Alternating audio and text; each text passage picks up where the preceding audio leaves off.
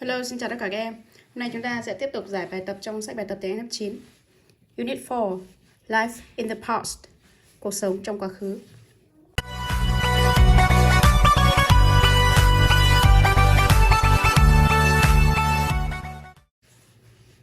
A. Phonetics, ngữ âm. Circle the underlined auxiliary verbs if they are stressed.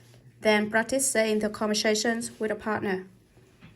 Khoanh vào trợ động từ được gạch chân nếu chúng được nhấn trọng âm. Sau đó thực hành nói cuộc đàm thoại với một người bạn. Trợ động từ chỉ được nhấn trọng âm trong các trường hợp sau. Trường hợp thứ nhất là nó ở dạng phủ định. Và trường hợp thứ hai nó ở trong câu trả lời yes, no. Là trợ động từ được nhấn trọng âm. Chúng ta nhớ nhé. Như vậy chúng ta chỉ cần nhìn vào đây thôi. Đây, trợ động từ ở dạng phủ định. Được nhấn trọng âm thì chúng ta khoanh vào. Trong câu trả lời yes, no.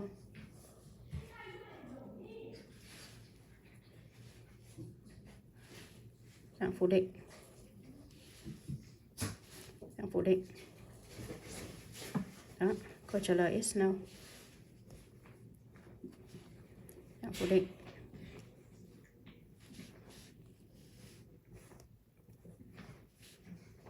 Câu trả lời yes, no. Và một trường hợp nữa chúng ta cần lưu ý là khi nó đứng trước, đấy, câu này nó đứng trước một động từ để nó nhằm nhấn mạnh cho cái động từ đó. Đấy, chúng ta thấy cái câu này nó không phải là câu hỏi mà tự dưng lại thêm một cái trợ động từ ở đây. Thì khi nó thêm trợ động từ vào trước một cái động từ ở trong câu khẳng định ấy, là nhằm nhấn mạnh cái động từ đó. Thì nó nhấn mạnh thì chúng ta khoanh nó vào bởi vì nó được nhấn mạnh. B. Vocabulary and grammar, từ vựng và ngữ pháp. 1. Use the verbs below in their correct forms to complete the sentences.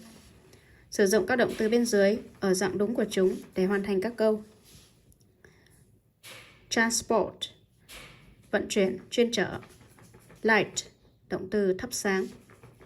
Act out, diễn. Change, thay đổi. Preserve, bảo tồn. Worry, lo lắng. Communicate, giao tiếp. Pass down, lưu truyền. 1. My grandparents used their house with oil lamps. Ông bà của tôi đã từng như thế nào đó ngôi nhà của họ bằng đèn dầu.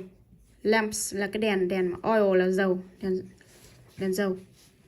Cho nên chúng ta sẽ điền động từ thắp sáng. Mà đây này có used. Thì để thể hiện cái thói quen thường làm ở trong quá khứ thì chúng ta phải thêm to vào trước động từ. Used to light. Ông bà của tôi đã thường thắp sáng ngôi nhà của họ bằng đèn dầu. 2. I wonder how the farmers used their crops home in the past. Tôi phân vân làm cách nào những người nông dân đã từng mùa màng của họ về nhà trong quá khứ. They used buffalo drawn cars. Họ đã sử dụng những cái xe trâu kéo. Vậy chỗ này chúng ta có thể điền động từ là vận chuyển, chuyên chở. Tôi phân vân làm cách nào những người nông dân đã từng chuyên chở mùa màng của họ về nhà trong quá khứ. Cũng giống như trên, sau used chúng ta thêm to vào trước động từ. Transport, chuyên chở. 3. We are making a great effort to our valuable customs for the future. Chúng ta đang tạo ra một sự nỗ lực tuyệt vời để các phong tục có giá trị của chúng ta cho tương lai. Phong tục có giá trị, chỗ này chúng ta có thể điền động từ bảo tồn. Bảo tồn các giá trị.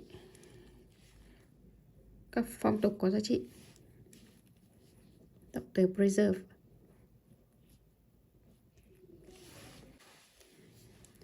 4. Children laugh the stories as they tell them. Trẻ con thích những câu chuyện khi họ kể chúng. Liên quan đến chuyện chúng ta có thể điền động từ act out là diễn. Động từ này đứng sau động từ laugh thì có hai trường hợp. Và có thể là thêm to hoặc có thể là verb in. To act out hoặc là acting out. Chúng ta dùng trường hợp nào cũng được.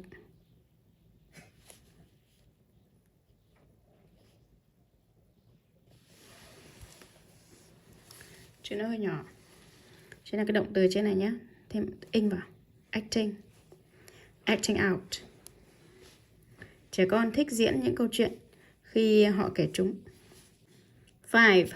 Today, teenagers have a lot in comparison with teens in the past, especially in the way they spend their free time.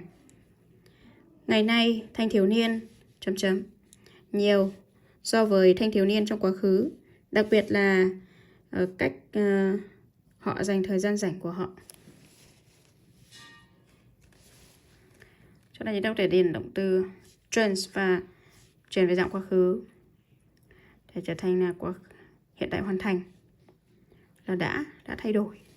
Ngày nay thanh thiếu niên đã thay đổi nhiều so với thanh thiếu niên trong quá khứ, đặc biệt là cái cách mà họ dành thời gian rảnh của họ.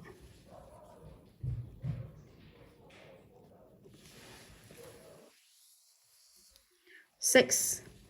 Women in the past did not have to too much about their weight, diets or obesity. Phụ nữ trong quá khứ không phải quá nhiều về cân nặng, chế độ ăn kiêng hoặc là sự béo phì. Không phải lo lắng. Phụ nữ trong quá khứ không phải lo lắng về cân nặng của họ, chế độ ăn kiêng hoặc sự béo phì. Cho nên chúng ta điền động từ dạng nguyên thể là worry.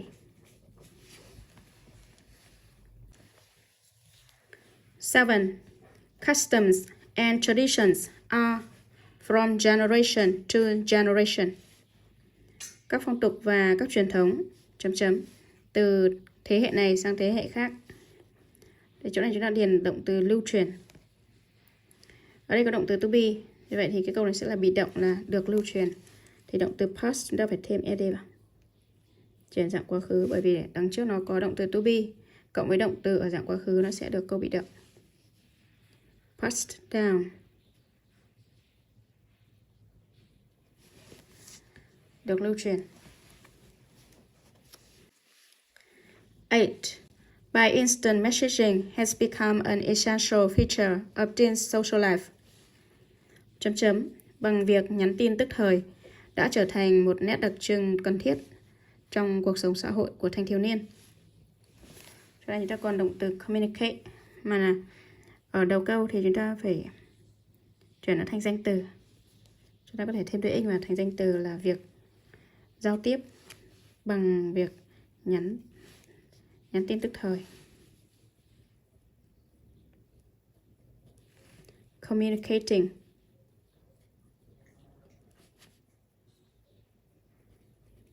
Hoặc danh từ communication cũng được.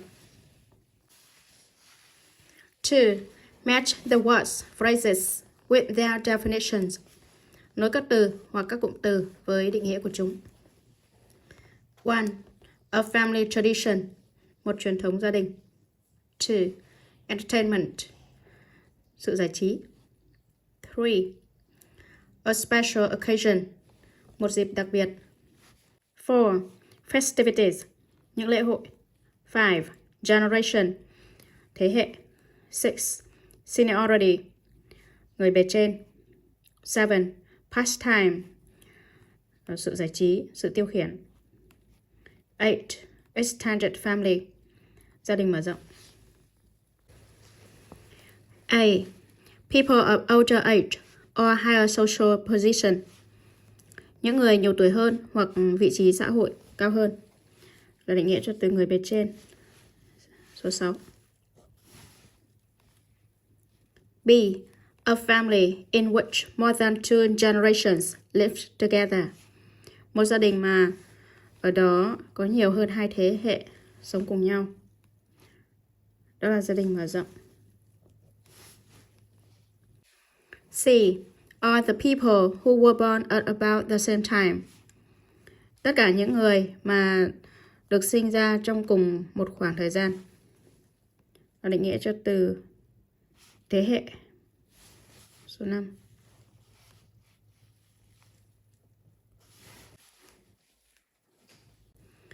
D. A practice which runs in a family. Một thông lệ mà diễn ra trong một gia đình. Gọi là truyền thống gia đình. E. Something that we enjoy doing in our free time. Cái gì đó mà chúng ta thích làm vào thời gian rảnh rỗi của chúng ta. Cái gì mà thích làm vào thời gian rảnh rỗi? Đó là trò tiêu khiển. Trò tiêu khiển hoặc là trò giải trí. F. Types of activities which bring pleasure. Các loại hoạt động mà mang lại niềm vui. Gọi là sự giải trí. Số 2. Entertainment. 9. Activities that are organized to celebrate a special event. Các hoạt động mà được tổ chức để ăn mừng một sự kiện đặc biệt. Là các lễ hội.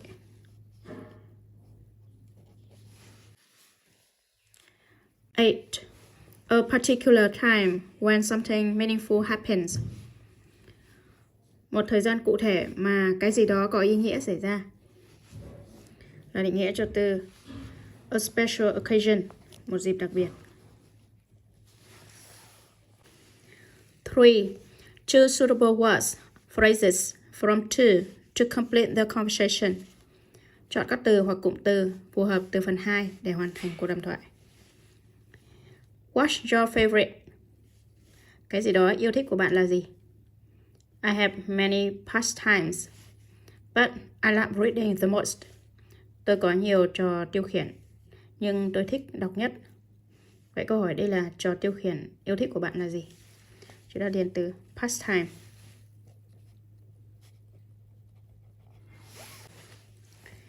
You can easily do that at home, so I suppose you don't often go out.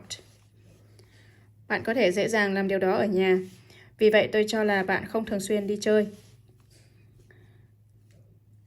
I live in a when there are many living together, so the house is usually crowded and noisy, and I can hardly concentrate on my reading.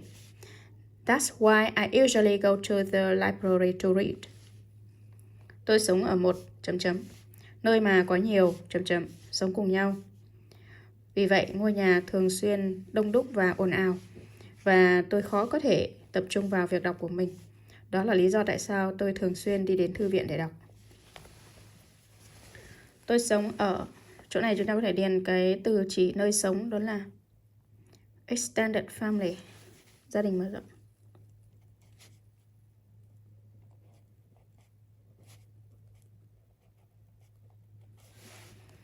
Và ở đó có nhiều thế hệ sống cùng nhau. Generation chúng ta thêm số nhiều vào.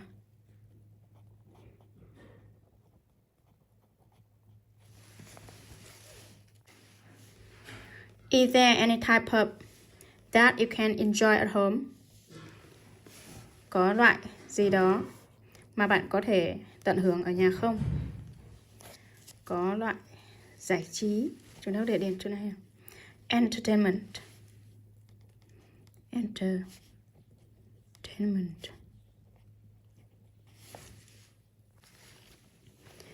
Of course, there is. For example, I can play with my pets, watch TV, or... Tất nhiên có. Ví dụ, tôi có thể chơi với những thú cưng của tôi, xem TV, hoặc là... What happens if your grandparents like watching different programs from yours? Điều gì xảy ra nếu ông bà của bạn thích xem các chương trình khác với chương trình của bạn? I will compromise is that we have respect for. Tôi sẽ thỏa hiệp, đó là mà chúng tôi có sự kính trọng đối với cái gì đó. Cho nên chúng ta có thể điền từ truyền thống gia đình, đó là một truyền thống gia đình. A family. Tradition.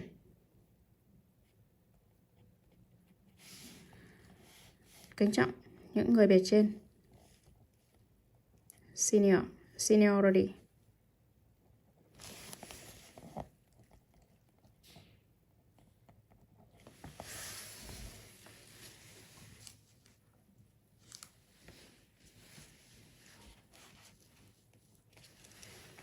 Wow, you must be a very tolerant person.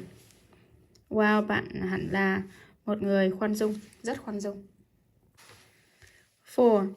Use to or didn't use to with the right form of the verbs in brackets to complete the sentences. Sử dụng used to hoặc didn't use to với dạng đúng của các động từ trong ngoặc để hoàn thành các câu.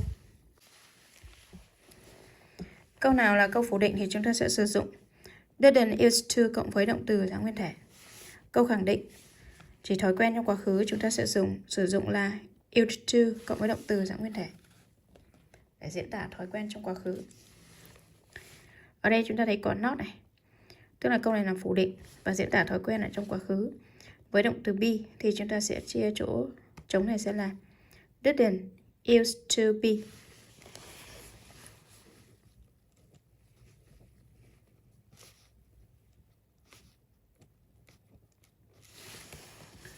My brother didn't used to be interested in geography when he was at school. Em trai hoặc là anh trai của tôi đã không thích thú với môn địa lý khi cậu ấy còn đi học, hoặc là khi anh ấy còn đi học. 2. It might surprise you to know that he a wildlife. Đây là câu khẳng định. Động từ trong hoặc là động từ lead. Chúng ta sẽ thêm used to vào.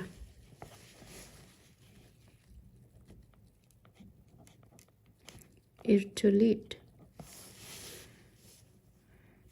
Có thể làm bạn ngạc nhiên khi biết rằng anh ấy đã từng có cuộc sống hoang dã. Đã từng sống cuộc sống hoang dã. 3. Paper money on these Pacific Islands.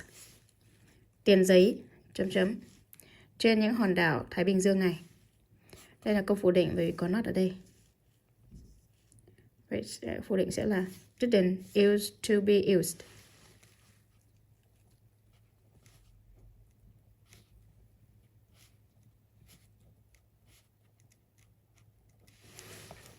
Tiền giấy đã không thường được sử dụng trên những hòn đảo Thái Bình Dương này. Tiếp theo câu này có động từ ở dạng khẳng định thì chúng ta thêm used to vào. Used to dream. When David was young, he used to dream of becoming a magician. Khi David còn trẻ, cậu ấy đã từng mơ ước trở thành một ảo thuật gia.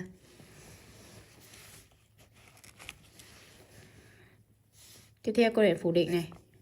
Phủ định sẽ là didn't used to have.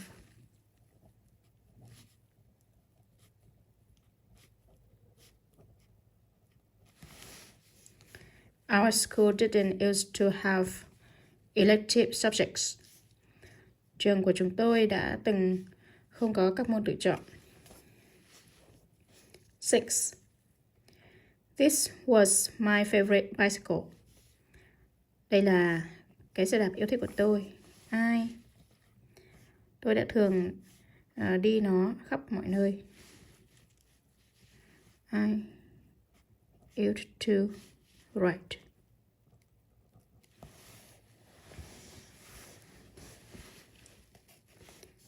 Tiếp theo câu này có động từ be là câu khẳng định. Used to be.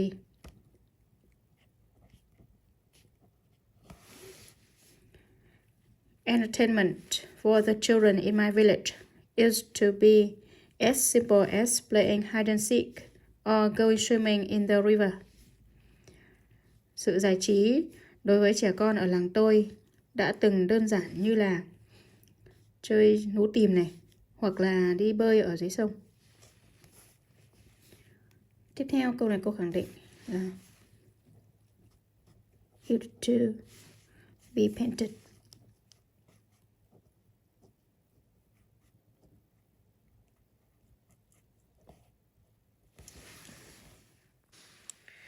Houses used to be painted in light yellow only. They were not as diverse in color as they are now. Những ngôi nhà đã từng chỉ được sơn với màu vàng sáng. Chúng không đa dạng màu sắc như bây giờ. 5.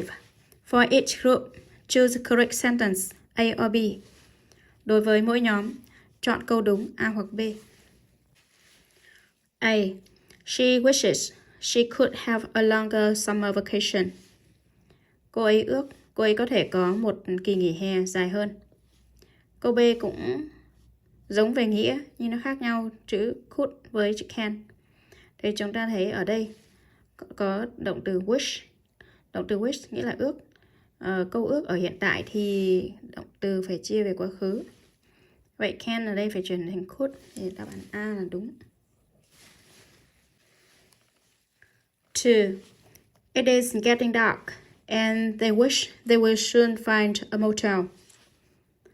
Trời đang tối dần và họ ước họ sẽ sớm tìm được một cái khách sạn. Câu dưới cũng tương tự, nó chỉ khác cái chữ will với chữ would thôi. Thì chúng ta cũng thấy ở đây có chữ wish. Thì wish là câu ước ở hiện tại thì cái will này trợ động từ phải chuyển về quá khứ là would. Vậy đáp án B đúng. 3. Did you use write with a fountain pen? I can see an ink stain here. Bạn đã từng viết bút máy phải không? Tôi có thể thấy một vệt mực ở đây. Đây là câu hỏi để hỏi về hoạt động thường xảy ra trong quá khứ. Thì động từ use với động từ write đứng liền nhau phải có to. Câu B đúng. 4. I wish I had a laptop to replace this old-fashioned computer. Tôi ước tôi có một cái máy tính xách tay để thay thế cái máy tính lỗi thời này. Câu này cũng có wish là câu ước. Hai câu này giống nhau, chỉ khác nhau cái had với cái have. Thì câu ước thì chúng ta sẽ chọn cái động từ ở dạng quá khứ là had. 5. Trees used to fully cover this bare hill. Những cái cây đã từng bao phủ hoàn toàn đồi chọc này. Đã từng thì động từ used phải có ed. 6. They are building a new airport in my area. I wish they aren't. Họ đang xây dựng một sân bay mới ở khu vực của tôi. Tôi ước họ không. Tôi ước họ không thì cái câu này lại là có cái chữ ước ở đây thì cái động từ theo sau ước là chúng ta lại chọn quá khứ là want. 7. This method didn't used to work as effectively as it does now. Phương pháp này đã từng không hoạt động hiệu quả như bây giờ. Câu dưới cũng thế, nó chỉ khác nhau là trên này có s ở đằng trước, effectively, dưới này không có. Đây là câu so sánh bằng. Thì nó phải có s đằng trước và có s đằng sau. Đáp án A đúng. 8. I wish I was traveling on an express train, not this slow one. Tôi ước tôi đang đi trên một con tàu tốc hành, không phải con tàu chậm này. Lại có từ ước. Thì ở trên này gọi là was là quá khứ, còn am là hiện tại. Thì câu ước chúng ta phải chọn động từ theo sau wish là quá khứ. 6. Choose the one underlined word, phrase, which is grammatically incorrect. Chọn một từ hoặc là cụm từ được gạch chân mà sai về mặt ngữ pháp. 1. When we are on holiday, we used to go to the beach every day. Khi chúng tôi ở trong kỳ nghỉ, chúng tôi đã từng đi bãi biển mỗi ngày. Ở đây là đã từng đi bãi biển, tức là đã xảy ra quá khứ rồi, mà lại ở chỗ này là có A, là sai ở đây. Phải là were mới đúng. 2. We wish we can consult an expert on how to solve this problem. Chúng tôi ước chúng tôi có thể tham khảo ý kiến của một chuyên gia về cách giải quyết vấn đề này. Ở đây có từ ước mà từ can ở đây là hiện tại thì không được, phải là could. Sai này, ở A. 3.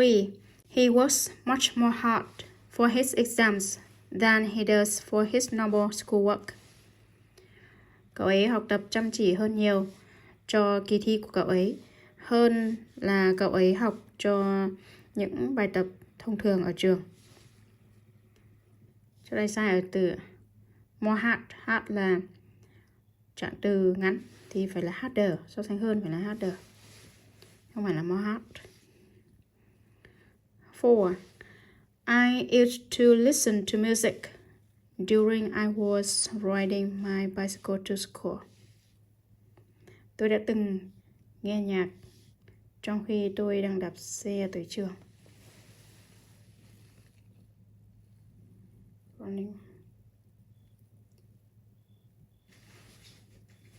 Chỗ này sai từ during. Chúng ta chỉ nếu sửa lại chỗ này chúng ta có thể thay bằng từ while, trong khi. Còn cái này là trong quá trình. 5. None of them had any idea about how make a raft with only a few bamboo cans. Không ai trong số họ có ý tưởng nào về cách làm một cái bè với chỉ vài thanh tre. Ở chỗ này sai ở chỗ đó. C. How, cách làm cái gì đó thì sẽ là how to. How to bằng động từ. How to make. 6. He said that they will have to set off soon after midnight. Anh ấy nói rằng họ sẽ khởi hành sớm sau nửa đêm.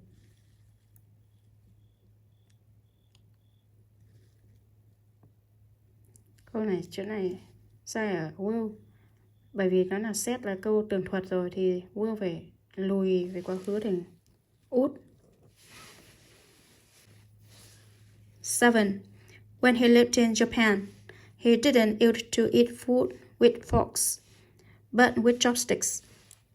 Khi cậu ấy sống ở Nhật Bản, cậu ấy đã không thường ăn đồ ăn bằng dĩa mà bằng đũa.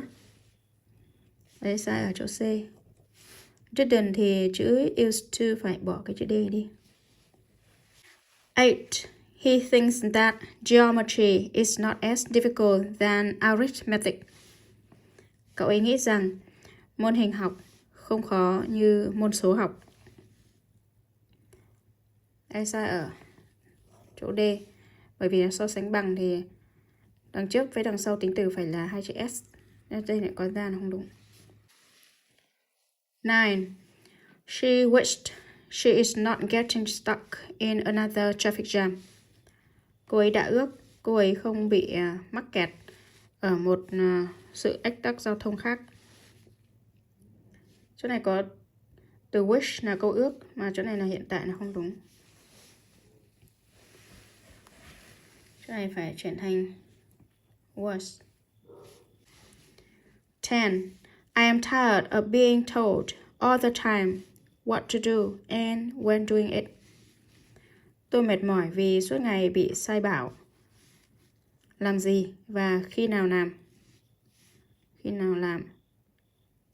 What to do and when to do it. Ở chỗ này sai ở đây là không phải when doing it mà là when to do it. Làm gì và khi nào làm. C. Speaking. 1.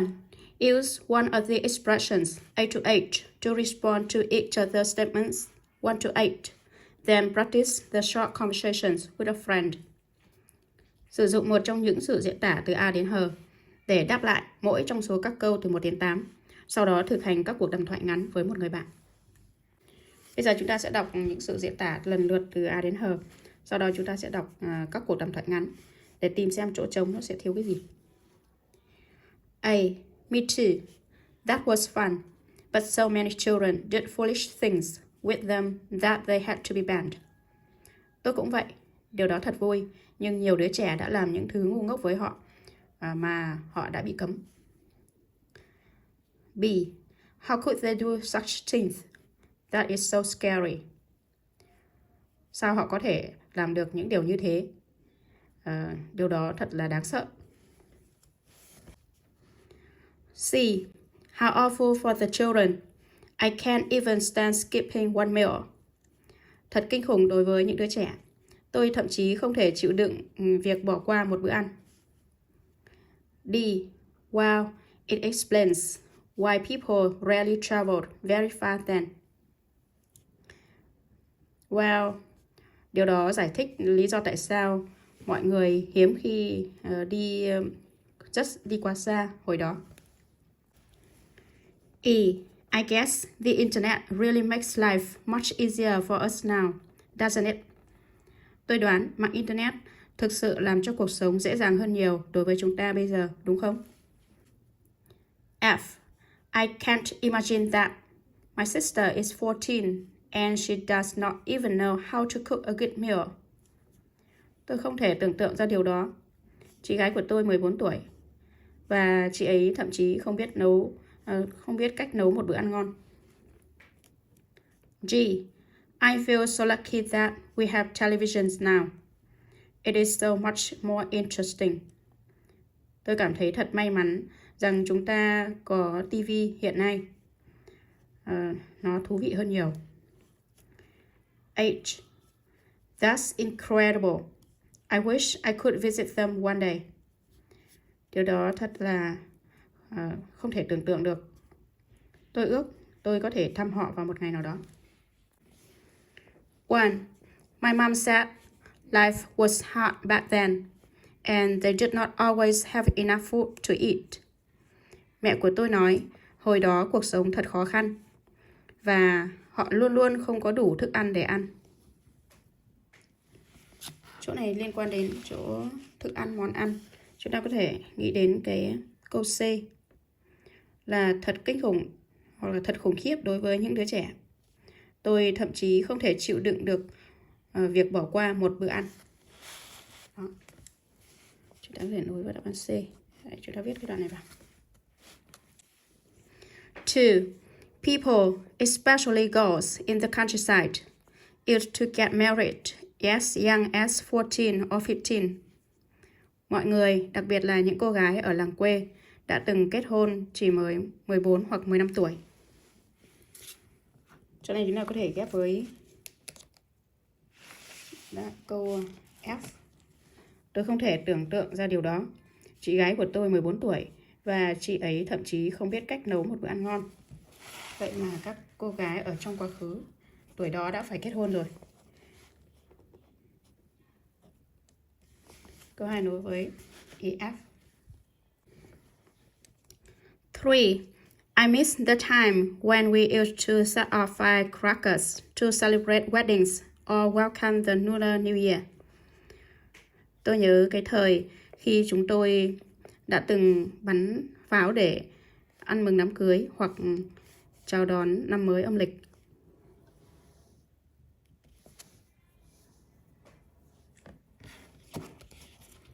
Câu này chúng ta có thể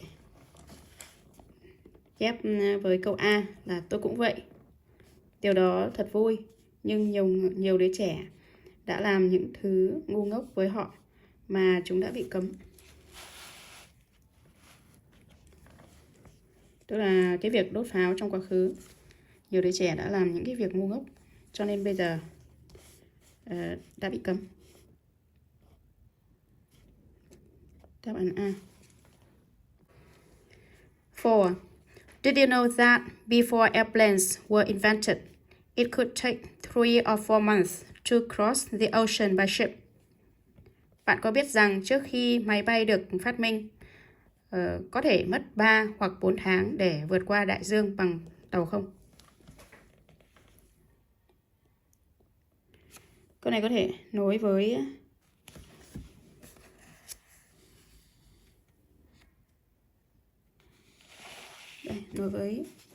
ý D là wow tức là đấy. Điều đó giải thích lý do tại sao mọi người hiếm khi đi rất xa lúc đó. Then là lúc đó, thời đó. Điều đó giải thích lý do tại sao thời đó mọi người hiếm khi đi xa. Đáp án D. 5. 20 years ago, when my mom studied in Australia, I could only talk to her once or twice a month. International calls was very expensive. 20 năm trước đây khi mẹ tôi học ở Úc, tôi chỉ có thể nói chuyện với bà 1 hoặc 2 lần một tháng. Những cuộc gọi quốc tế rất đắt đỏ. Câu này liên quan đến Internet. Chúng ta có thể nối với câu E. Tôi đoán mạng Internet đã làm cho cuộc sống dễ dàng hơn nhiều đối với chúng ta hiện nay, đúng không?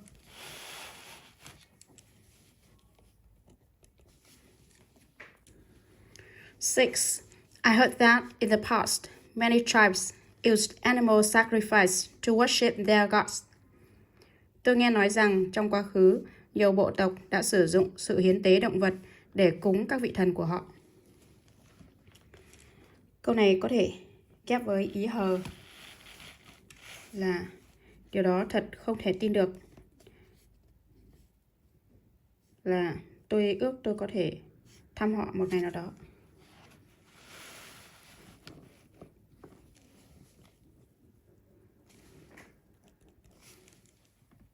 À không, câu 6 phải nối với đáp án B mới đúng. Làm thế nào họ có thể làm những điều như thế? Điều đó thật là đáng sợ. 6 nối với ý B.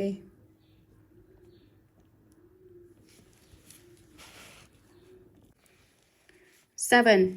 Can you believe that the giant pyramids in Egypt were built with just human labor? Bạn có thể tin rằng những kim tự tháp khổng lồ ở Ai Cập được xây dựng chỉ bằng sức lao động của con người không? Cái này nối với ý hở là điều đó thật là không thể tin được. Tôi ước tôi có thể thăm chúng một ngày nào đó.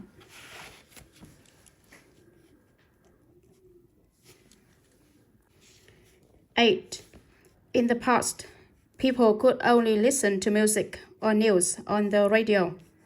Trong quá khứ, mọi người chỉ có thể nghe nhạc hoặc tin tức trên đài radio, trên đài phát thanh. Đối với ý G, tôi cảm thấy thật may mắn rằng chúng ta có vô tuyến hiện nay. Nó thú vị hơn nhiều. 2. Rearrange the sentences to make a complete conversation. Then practices with a friend. The first one has been marked for you. Sắp xếp lại những câu để tạo thành một cuộc đàm thoại hoàn chỉnh. Sau đó thực hành nó với một người bạn. Câu đầu tiên đã được đánh dấu cho bạn. 1. Mom, how can you cook these traditional dishes? Mẹ ơi, làm cách nào mẹ có thể nấu được những món ăn truyền thống này? Chúng ta tìm câu trả lời cho câu hỏi này. Đó là câu A. Your grandmother taught me. Cooking used to be one of the criteria for being a good wife. Bà của con đã dạy mẹ. Việc nấu nướng đã là một trong những tiêu chuẩn để làm một người vợ tốt. Từ này là criteria là các tiêu chuẩn. Số 2 ở đây. Câu tiếp theo. Câu tiếp theo sẽ là What are some of the other criteria? Những tiêu chuẩn khác là gì? Một số trong các tiêu chuẩn khác là gì ạ? Đó, trả lời cho câu hỏi này là There are many. You should know how to sew and how to embroider. You should take care of every member in your husband's family. You should be obedient and submissive. When you talk, you should. Có rất nhiều. Con nên biết cách khâu vá và biết cách thêu thùa. Con nên chăm sóc cho mọi thành viên trong gia đình chồng của con. Con nên ngoan ngoãn và biết phục tùng. Khi con nói chuyện, con nên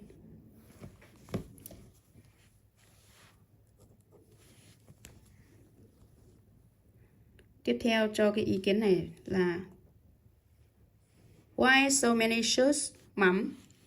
Didn't a wife have any rights in the family? Tại sao nhiều cái nên thế mẹ? Một người vợ không có bất cứ quyền nào trong gia đình sao?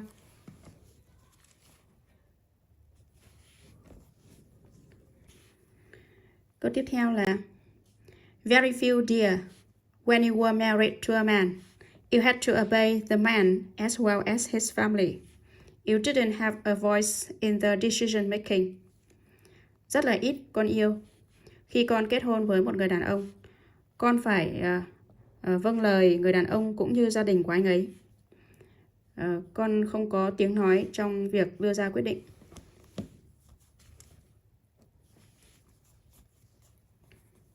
Câu tiếp theo là I'm happy their life have changed. Con rất vui vì cuộc sống đã thay đổi.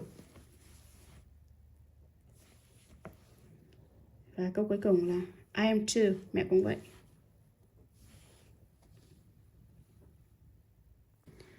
D. Reading. 1. What are these people doing? Những người này đang làm gì? A. Match the headlines A to D with the situations 1 to 4. Nối các tiêu đề từ A đến D với các tình huống 1 đến 4. Tiêu đề A. Keeping the past alive. Giữ cho quá khứ còn hiện hữu. B. Preserving family traditions. Giữ gìn các truyền thống gia đình. C. Cleaning up the festival. Dọn dẹp các lễ hội. D. Educating children about the value of the past. Giáo dục trẻ em về các giá trị của quá khứ. 1. When a boy in the family reaches the age of 12, the father takes him into the forest for his first hunting season.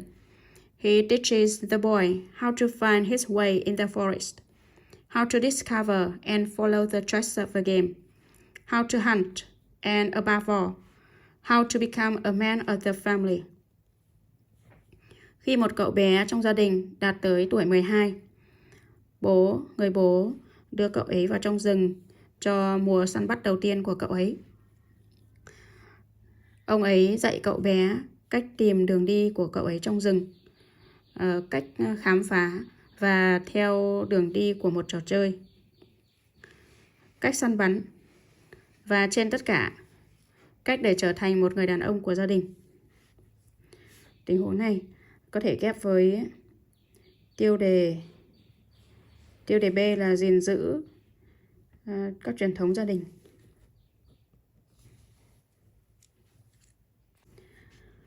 2. Last year, the people in our village started a project. They collected items relating to life in the past, especially those of cultural or historic value. Then they opened a small museum to exhibit those items, so that everyone could come and learn about our history. Năm ngoái, những người dân trong ngôi làng của chúng tôi đã bắt đầu một dự án. Họ sưu tầm những món đồ có liên quan đến cuộc sống trong quá khứ, đặc biệt là những thứ có giá trị về văn hóa hoặc lịch sử. Sau đó họ đã mở một bảo tàng nhỏ để trưng bày những món đồ này. Vì vậy, mọi người có thể đến và tìm hiểu về lịch sử của chúng ta. Cái này có thể ghép với tiêu đề là cái tiêu đề A, giữ cho quá khứ tồn tại.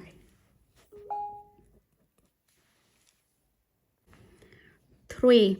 Last year, our school carried out a program called Listen to the Past. The participants of this program did some research on an aspect of life or events in the past. They then made group presentations of their findings to the students in the school and conducted follow-up quiz competitions. Năm ngoái, trường của chúng tôi đã đưa ra một chương trình gọi là Lắng nghe quá khứ. Những người tham dự chương trình này làm một số nghiên cứu về một khía cạnh của cuộc sống hoặc những sự kiện trong quá khứ. Sau đó họ thực hiện những bài trình bày theo nhóm về những phát hiện của họ với học sinh trong trường và tiến hành những cuộc thi đố vui tiếp nối. Tình huống này có thể ghép với tiêu đề là tiêu đề D, giáo dục cho trẻ em về các giá trị của quá khứ. 4. Not every traditional activity at a festival is appreciated. Recently, there have been talks about outlawing some practices which might cause negative reactions from the public. Không phải tất cả những hoạt động truyền thống tại một lễ hội được đánh giá cao. Gần đây, đã có những bài nói chuyện về một số thông lệ ngoài pháp luật mà có thể dẫn đến những phản ứng tiêu cực từ công chúng. Cho nên nối với tiêu đề C là dọn dẹp lễ hội. B. Which answer A, B, or C is closest in meaning to the phrases taken from the passages above? Đáp án nào A, B hay C là gần nghĩa nhất với các cụm từ được lấy ra từ đoạn văn bên trên? 1. How to discover and follow the tracks of a game. Cách khám phá và theo đường đi của một trò chơi. Có nghĩa là theo dấu vết đấy, dấu vết của một mục tiêu đấy. Gần nghĩa với đáp án nào? How to find and follow an animal. Cách tìm và theo một con vật. How to play the game of hunting. Cách để chơi trò chơi săn bắn. How to discover the rules of the game. Cách để khám phá ra luật của trò chơi.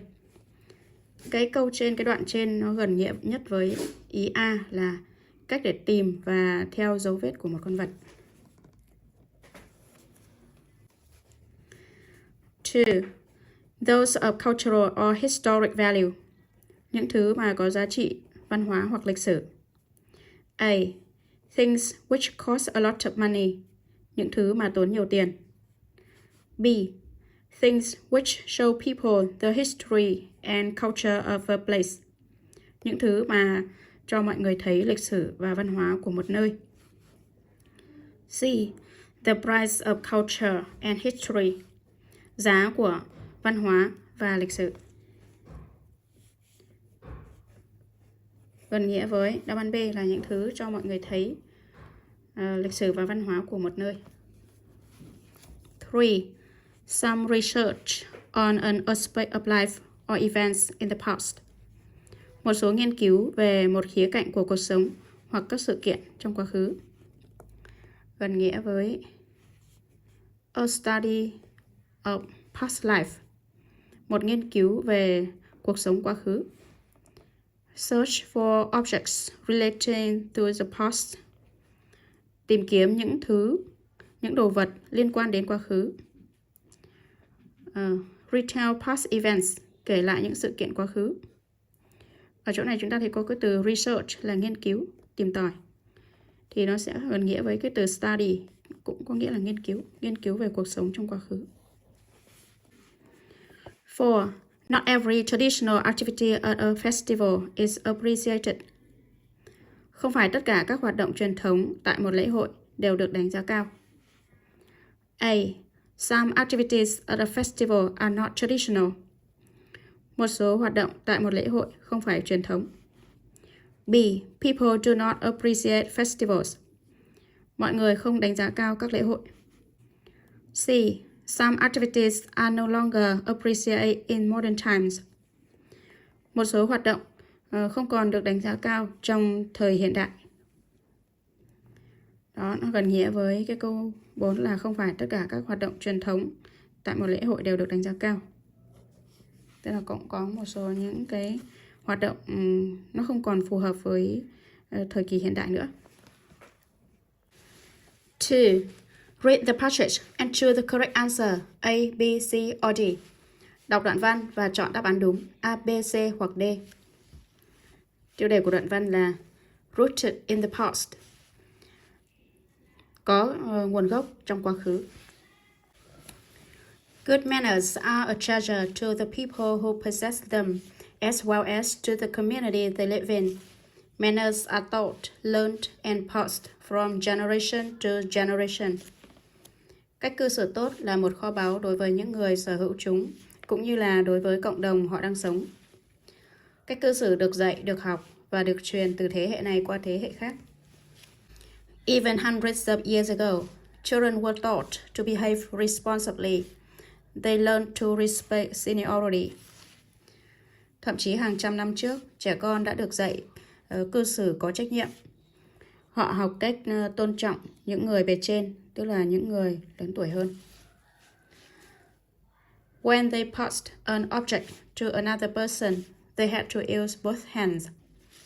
Khi họ đưa một vật cho một người khác, họ phải sử dụng cả hai tay. When they entered a room, they had to bow and greet the oldest person first. Khi họ đi vào một căn phòng, họ phải cúi chào người lớn tuổi nhất trước. Boys learn to work hard to support their families. Girls learn to do housework and to take care of others. Con trai đã học làm việc chăm chỉ để hỗ trợ gia đình của họ. Con gái học làm việc nhà và chăm sóc những người khác. Loyalty and honesty were highly appreciated. Lòng trung thành và tính trung thực được đánh giá cao. When they made a mistake, they would not let another person be punished for it. That would be cowardly and mean. Khi họ mắc lỗi, họ sẽ không để người khác bị phạt vì nó. Điều đó sẽ là hèn nhát và hèn hạ. They were taught that families were strong and everybody should stick together in adversity. Họ được dạy rằng gia đình là mạnh mẽ và mọi người nên gắn kết cùng nhau trong nghịch cảnh. Fortunately, many of these values have been well preserved. They have contributed to making the unique Vietnamese culture and strengthening our society. May mắn thay, nhiều trong số những giá trị này đã được giữ gìn tốt. Chúng đã góp phần vào việc làm nên một nền văn hóa Việt Nam độc đáo và củng cố xã hội của chúng ta. 1. Good manners are. Cách cư xử tốt là A. Of great value, có giá trị tốt. B. Of the community, cộng đồng. C. Traditional, truyền thống. D. Only for the old, chỉ dành cho những người già. Theo như bài viết thì câu 1 chúng ta sẽ chọn đáp án A là cách cư xử tốt có giá trị to lớn.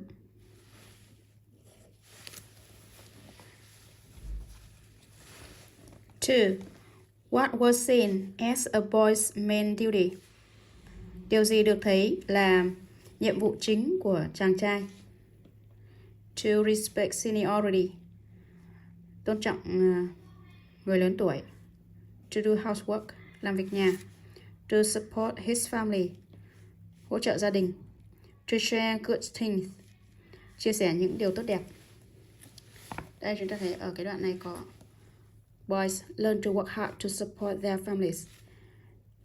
Con trai đã học làm việc chăm chỉ để hỗ trợ gia đình. Đó là nhiệm vụ chính của con trai. 3.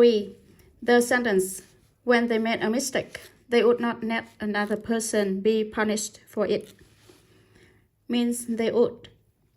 Câu, khi họ mắc lỗi, họ sẽ không để cho người khác bị phạt vì nó, có nghĩa họ sẽ deny their mistake, phủ nhận lỗi của họ.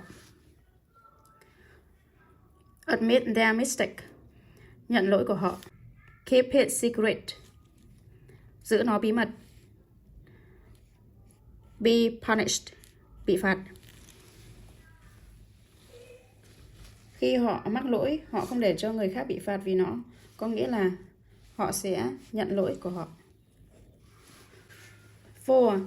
The underlined word they refers to. Từ được gạch chân they đề cập đến tradition, truyền thống. Generations, các thế hệ. Children, trẻ con.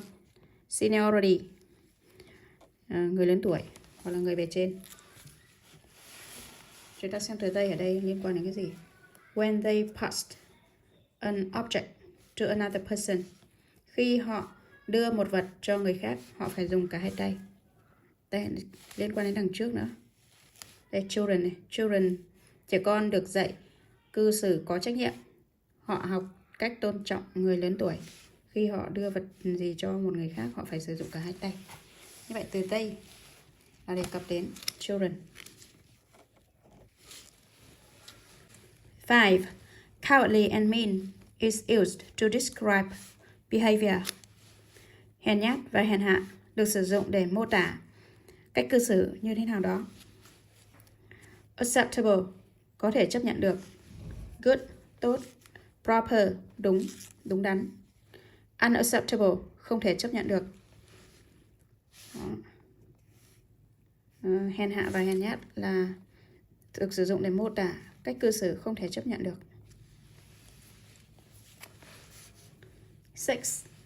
This passage is about. Đoạn văn này là về people who possess good manners. Những người mà sở hữu cách cư xử tốt. What bad manners children in the past had.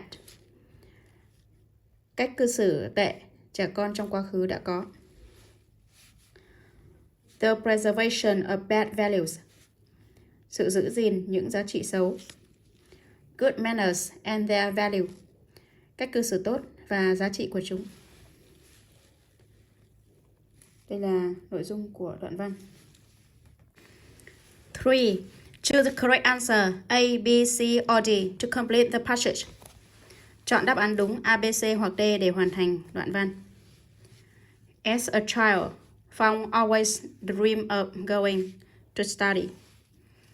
Khi là một đứa trẻ, Phong đã luôn luôn mơ ước đi để học. Chúng ta có các đáp án ở đây. Traveling, đi du lịch. Abroad, nước ngoài. Up, lên. Foreign, nước ngoài. Foreign là tính từ nên chúng ta sẽ dùng chỗ này là trạng từ nước ngoài. Bởi vì là cái động từ đây là động từ thường go thì chúng ta phải dùng trạng từ. Go abroad là đi nước ngoài. Đó, đi nước ngoài để học, tức là đi du học. Hãy chọn đáp án B.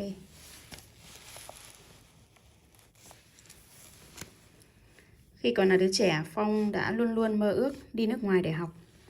He graduated from high school. His parents sent him over to New Zealand to attend college. Phong was very happy that his dream finally true. Cậu ấy đã tốt nghiệp trung học phổ thông. Bố mẹ của cậu ấy đã đưa cậu ấy đến New Zealand để học đại học. Phong rất hạnh phúc rằng giấc mơ của cậu ấy cuối cùng đã trở thành hiện thực. Câu số 2. Chúng ta có thể chọn đáp án ở chỗ này là after là sau khi. Sau khi cậu ấy tốt nghiệp trung học phổ thông. Giấc mơ đã trở thành hiện thực. Came true. Came true là đã trở thành hiện thực. When he first arrived in the country, Phong English was not very good, and sometimes he did not what other people said. Khi lần đầu tiên cậu ấy đến đất nước, tiếng Anh của Phong không tốt lắm, và đôi khi cậu ấy đã không những gì người khác nói. Chỗ này có thể điền động từ understand, hiểu. He also had difficulties in class because he was not familiar with the new teaching and learning method.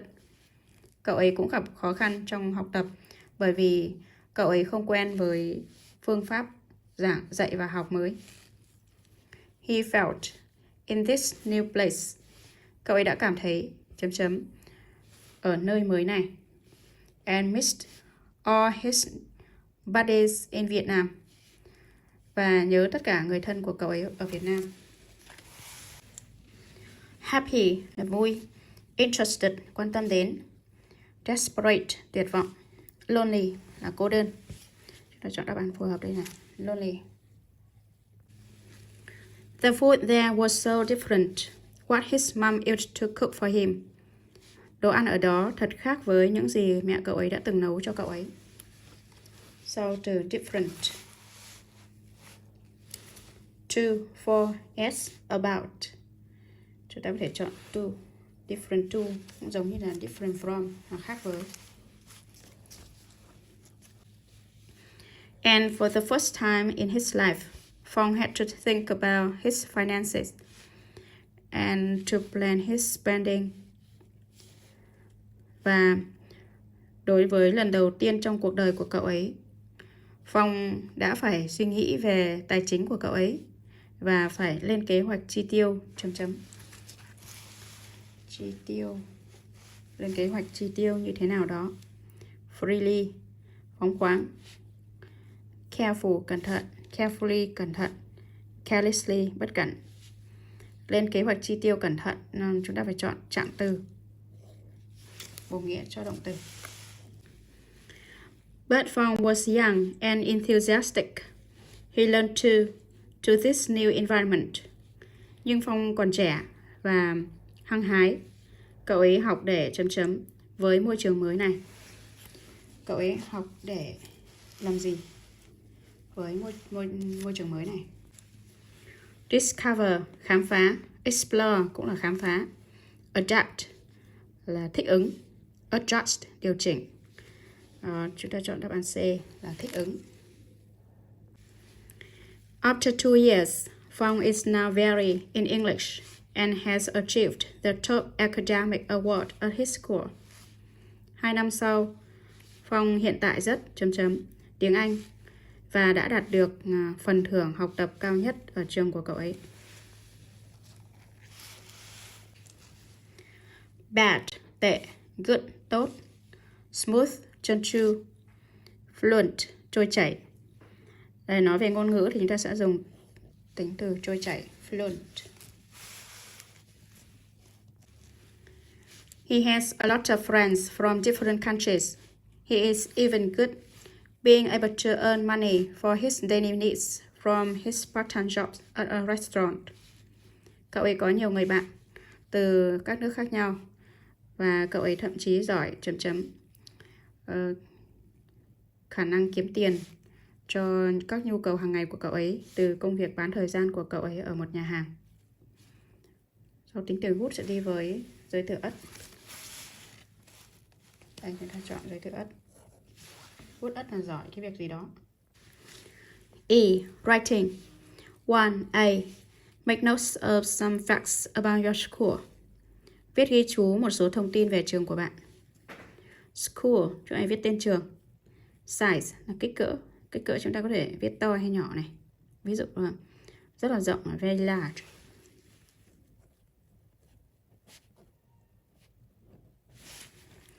Number of students in a class. Số học sinh trong một lớp. Ví dụ như 35. 35. Subjects taught at school. Các môn học được dạy ở trường. Chỗ này liệt kê các môn học ra. School facilities. Cơ sở vật chất nhà trường. Đấy, chỗ này trường có những cái phòng gì, phòng chức năng gì nó ghi ra. Ví dụ thư viện này, phòng tập này, phòng nhạc này, rồi phòng mỹ thuật này, phòng máy tính vân vân. Uniform, đồng phục. Đấy, họ mặc thứ mấy ghi ra đây. Extracurricular activities. Các hoạt động ngoại khóa này. Đó, có đi đâu không? Có làm gì? Có tổ chức những hoạt động ngoại khóa gì? Chúng ta ghi tên những hoạt động đó ra đây. B. Write down 5 things you would change about your school if you could. Viết 5 thứ bạn sẽ thay đổi về ngôi trường của bạn nếu bạn có thể. Ví dụ, I wish I studied. I was studying in a smaller school with fewer students. Tôi ước tôi học tập ở một ngôi trường nhỏ hơn với ít học sinh hơn. Đó, chỗ này chúng ta có thể viết bằng câu ước cũng được. I wish. Thì sau cái động từ wish thì động từ tiếp theo sẽ là cái ở quá khứ, chỉ ở quá khứ, bởi vì nó là câu ước, nó không thể thực hiện được. Ví dụ như trường mình mà không có phòng tin chẳng hạn, hay là không có phòng tập chẳng hạn, thì mình ước nó có. I wish my school had đấy, có là have để chuyển thành had. A gym. Tôi ước trường của tôi có một phòng tập. Đó, tương tự như vậy chúng ta có thể viết ra 5 thứ. 2. Write short comments giving your opinion on the traditional practices listed below. Viết các bình luận ngắn đưa ra ý kiến của bạn về các thông lệ truyền thống được liệt kê bên dưới. 1. Children used to obey their parents and elders unconditionally. Trẻ con đã từng vâng lời cha mẹ và các anh chị một cách vô điều kiện. Comment, bình luận. Viết bình luận, viết ý kiến của mình ra đây thôi. Ví dụ, I don't like that. Tôi không thích như thế.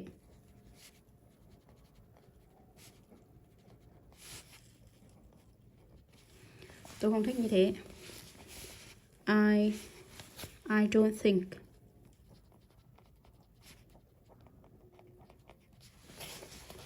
I don't think that. Tôi không nghĩ rằng. Adults.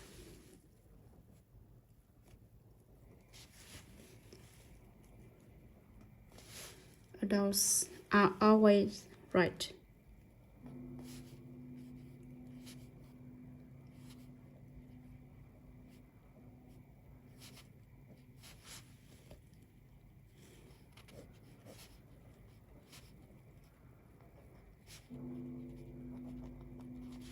Tôi không nghĩ rằng người lớn luôn luôn đúng. 2. Girls were not encouraged to participate in intensive activities like sports. Các cô gái không được khuyến khích tham gia vào các hoạt động chuyên sâu như thể thao. Comment. Ví dụ, I love intensive activities.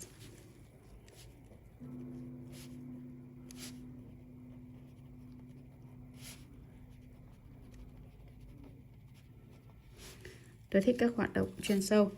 I can't imagine.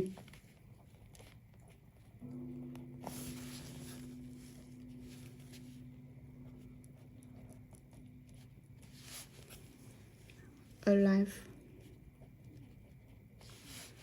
without them.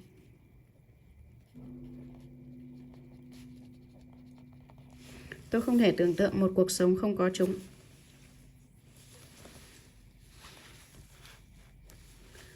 3. Children used to spend a lot of time playing outdoors. Trẻ con đã từng dành rất nhiều thời gian chơi ở bên ngoài. Ý kiến của mình là gì? I wish I could return to that time. Tôi ước tôi có thể quay trở lại thời đó. I wish I could return to that time. Tôi ước tôi có thể quay trở lại thời đó. Most children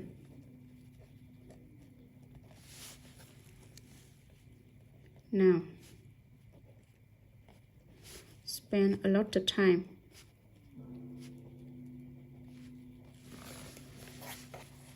indoors playing games,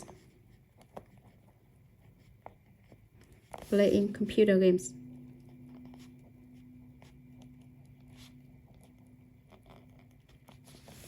Hầu hết trẻ con ngày nay dành nhiều thời gian ở trong nhà chơi trò chơi máy tính. 4. Holidays used to be spent on housework. Các kỳ nghỉ thường được dành cho việc nhà.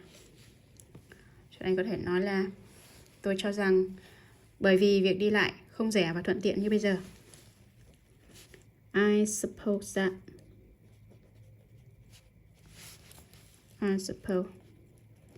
that is because traveling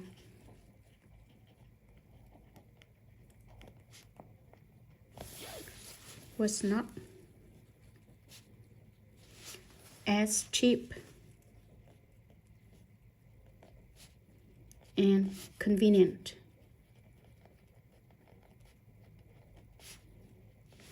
as it is now.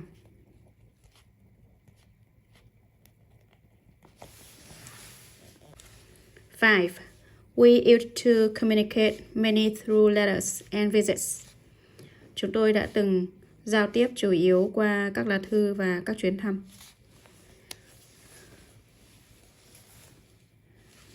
Điều đó có lẽ là rất chậm và bất tiện.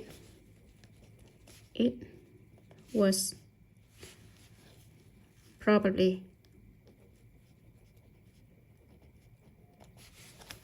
very slow.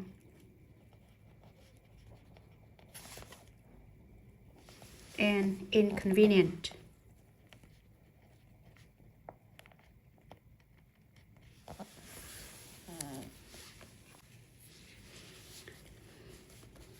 Six. Personal things didn't used to be posted in public. Những thứ cá nhân đã thường không được đăng công khai. Bình luận cho vấn đề này là ví dụ I don't like the way young people nowadays post all their feelings in public. Tôi không thích cái cách mà người trẻ ngày nay đăng tất cả cảm nghĩ của họ lên công chúng, lên công khai. I don't like the way young people nowadays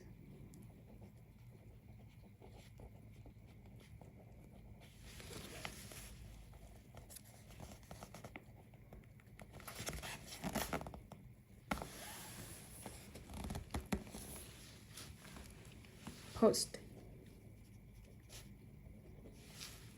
all their feelings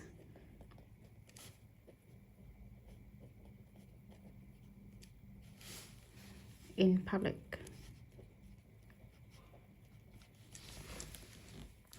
Phần thứ ba là nghĩ về một trò giải trí có liên quan đến quá khứ. Viết ghi chú và viết một sự mô tả ngắn về nó. Bài viết của bạn nên bao gồm. Chúng ta dựa vào những cái gợi ý này. Trò giải trí là gì? Trò giải trí đó là trò giải trí gì? Nó được thực hiện như thế nào? Tại sao người ta thích nó? Bạn nghĩ gì về nó? Tại sao nó vẫn được ưa chuộng trong thời kỳ hiện đại? Trong phần này chúng ta tự viết nhé. Viết những cái câu trả lời cho những cái gợi ý này thôi. Chúng ta có thể nghĩ ra một cái trò chơi gì mà trong quá khứ mà đến bây giờ người ta vẫn còn chơi ấy, vì mục đích giải trí ấy. Vậy thôi, bài học của chúng ta đến đây là hết rồi. Chúc các em học tốt và hẹn gặp lại các em trong những video tiếp theo. Bye bye.